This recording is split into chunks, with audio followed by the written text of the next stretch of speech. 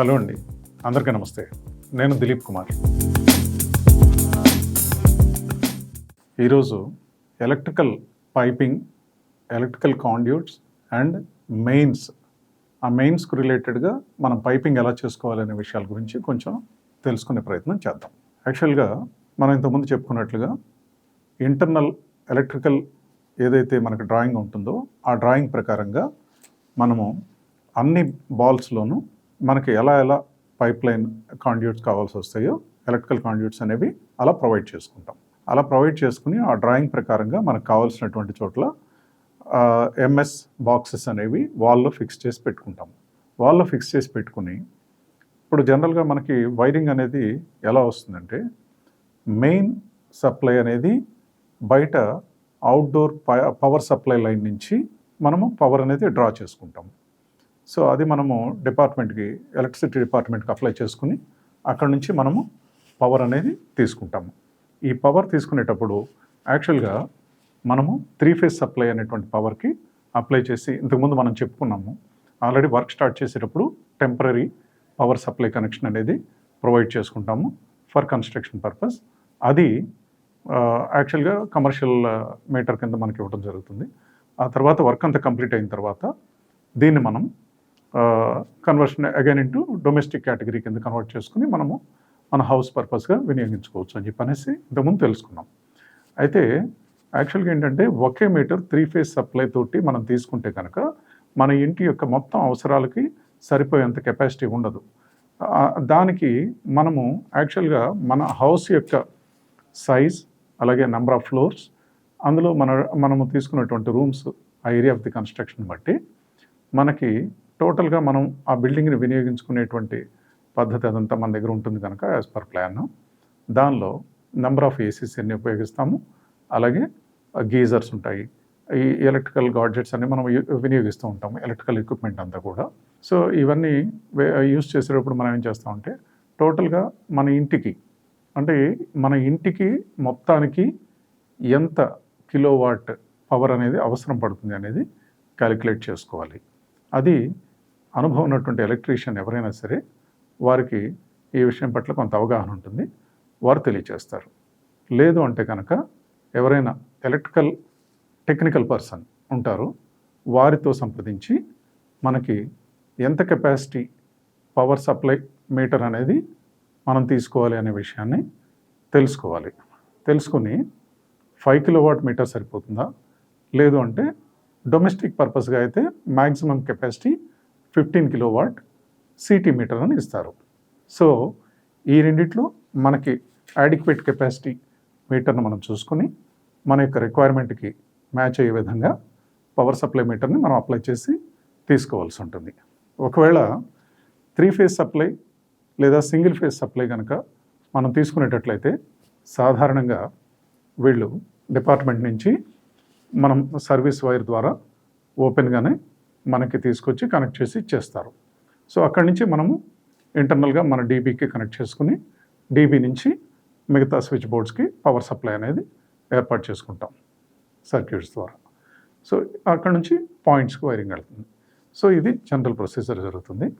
So అలాగే పెద్ద పెద్ద బిల్డింగ్స్లో మనకి రిక్వైర్మెంట్ బట్టి, సపోజ్ మనం సిటీ మీటర్ కనుక తీసుకునేటట్లయితే ఆ సిటీ మీటర్కు పవర్ సప్లై అనేది పోల్ నుంచి కేబుల్ ద్వారా, ఆ కేబుల్ యొక్క కెపాసిటీ కూడా again depends on hour requirement.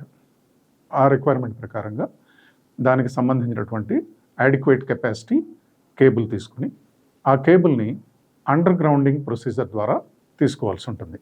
అది అండర్ గ్రౌండ్లో మనం వేసుకునేటప్పుడు మన బేస్మెంట్ లెవెల్లో కొన్ని ప్లేసెస్లో, అంటే మనం ఎక్కడైతే డీబీ బోర్డ్ లేదా ప్యానల్ బోర్డ్ అనేది ఫిక్స్ చేసుకోవాలి అని అనుకుంటున్నామో అలాంటి ప్లేస్లో మనం ముందుగానే ప్లాన్ చేసుకుని అక్కడ పైపింగ్ అనేది ఏర్పాటు చేసి ఉంచుకోవాల్సి ఉంటుంది.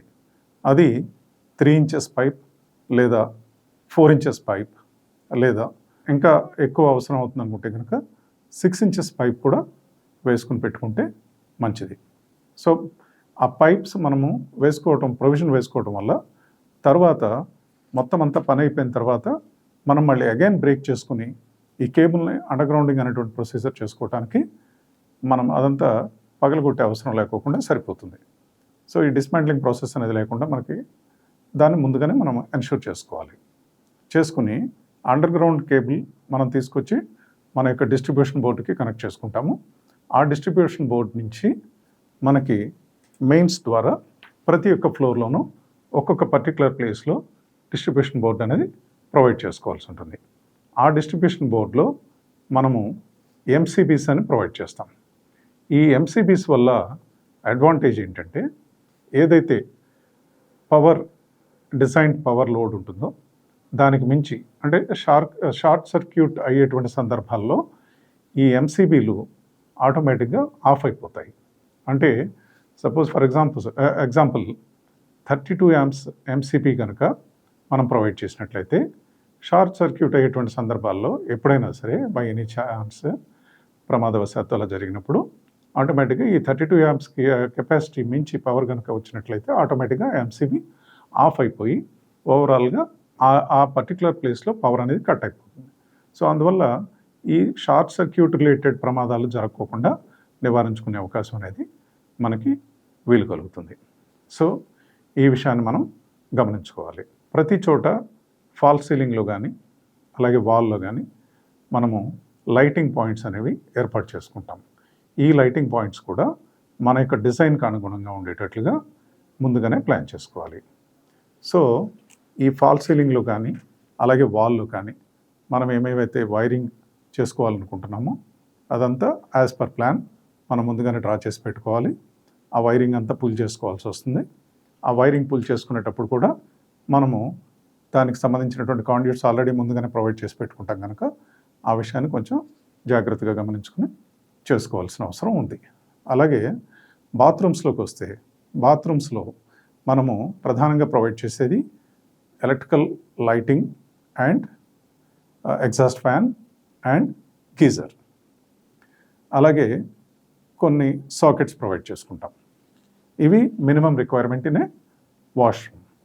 సో ఈ రిక్వైర్మెంట్ని సాటిస్ఫై అయ్యే విధంగా మనకు కావాల్సినటువంటి పైపింగ్ ఏర్పాటు చేసుకుని ఒక ఎగ్జాస్ట్ ఫ్యాన్కి అలాగే లైట్ అలాగే ఒక power socket and geyser point, ఈ గీజర్ పాయింట్ కూడా మనం ప్రొవైడ్ చేసుకోవాల్సిన అవసరం ఉంటుంది.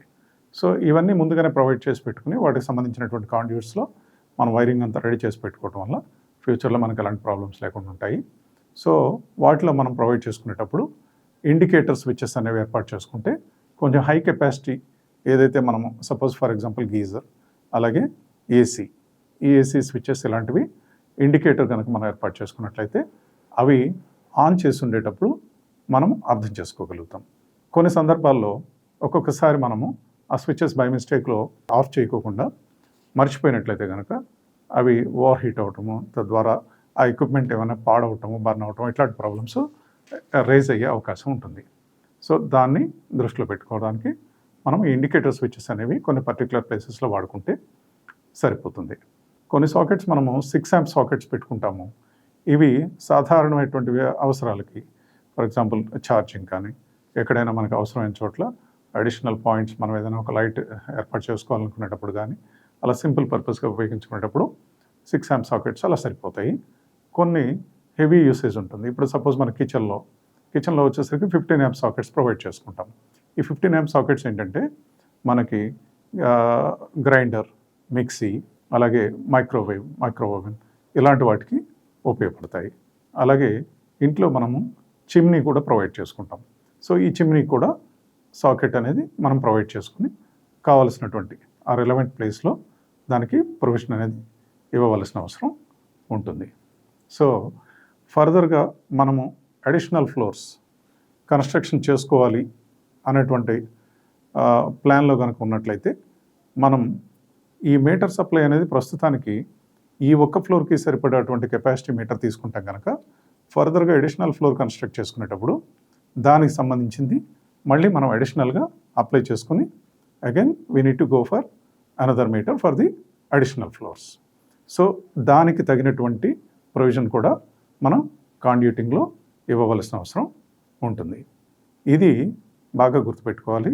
తర్వాత మన ఇంట్లో లిఫ్ట్ అలాంటి ప్రొవిజన్ కనుక మనకు ఉన్నట్లయితే లిఫ్ట్కి సంబంధించినటువంటి వైరింగ్ కూడా మనం స్పెషల్గా చేసుకోవాల్సి ఉంటుంది.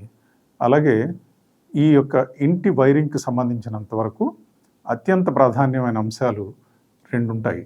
ఒకటి, మన యొక్క ఇంటికి అడిక్వేట్ పవర్ సప్లై అనేది ప్రొవైడ్ చేసుకోవటం ఒక పాయింట్ అయితే, రెండవ పాయింట్ ఏంటంటే ప్రాపర్ ఎర్తింగ్. ప్రాపర్ ఎర్తింగ్ అనేది it is utmost important aspect. Adequate earthing అనేది ప్రొవైడ్ చేసుకోవటం ద్వారా ఎటువంటి షార్ట్ సర్క్యూట్స్ లాంటి ప్రమాదాలు జరగకుండా నివారించుకునే అవకాశం ఉంటుంది. సో దాని నుంచి అంటే మన ప్యానల్ బోర్డు నుంచి ఒక ఎర్త్ పిట్, అలాగే లిఫ్ట్ ఉండేటట్లయితే కనుక లిఫ్ట్ కూడా సపరేట్గా ఎర్త్ పిట్ అనేది ప్రొవైడ్ చేసుకోవాలి. మనం ఇంట్లో వినియోగించుకునేటువంటి ఆ యొక్క పవర్ కెపాసిటీ పైన ఆధారపడి మనము ఎర్త్ పిట్స్ అనేవి ఎలా ప్రొవైడ్ చేసుకోవాలనేది మనం ఆలోచించుకొని వాటికి ఒక పర్టికులర్ ప్లేస్ సెలెక్ట్ చేసుకుని ఆ ప్లేస్లో కనుక మనం ప్రొవైడ్ చేసుకునేటట్లయితే మనకి ఎటువంటి ఈ యొక్క పవర్ రిలేటెడ్ సమస్యలు రాకోకుండా ఉండే అవకాశం ఉంటుంది. ఈ విషయాన్ని ప్రధానంగా గమనించుకోవాల్సిన అవసరం ఉంది. మనం నెక్స్ట్ వీడియోలో ఈ అండర్ గ్రౌండ్ సమ్ కన్స్ట్రక్షన్, వాటి యొక్క వాటర్ కెపాసిటీ, అలాగే ఈ అండర్ గ్రౌండ్ సంప్ నుంచి మనము over head tank water supply ఎలా చేసుకోవాలనే విషయాల గురించి తెలుసుకునే ప్రయత్నం చేద్దాం. నా ఈ ప్రయత్నం కనుక నచ్చినట్లయితే please like, share and subscribe. Quote of the day: you define your own life. Don't let other people write your script. Thanks for watching.